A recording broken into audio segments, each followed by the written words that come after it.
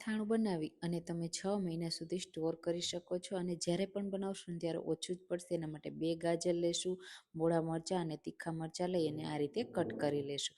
હવે એને આપણે સૂકવવાના છે, તો આ રીતે આપણે કિચન પેપર પર લઈ લેશું અને પછી આપણે એને તડકે 2 કલાક માટે સૂકવીશું, અથવા તડકો ન આવતો હોય ને તો 5 થી 6 કલાક તમે પંખા નીચે સૂકવી શકો છો. અડધા કપ તેલને આ રીતે ગરમ કરી લેવાનું છે. હવે 1 ટીસ્પૂન મેથી દાણા, જીરું અને આખી રાઈ લેવાની છે. સાથે વરિયાળી અને રાઈના કુરિયા પણ અહીંયા લીધા છે. હવે બધી વસ્તુને સારી રીતે શેકી લેશું, ઠંડી કરી અને આપણે એક પ્લેટમાં કાઢી લેશું. એટલે ઠંડી થઈ જાય ત્યાં સુધીમાં હલકું તેલ ઠંડુ થઈ જાય ને એટલે એમાં હિંગનો વઘાર કરી દેવાનો છે.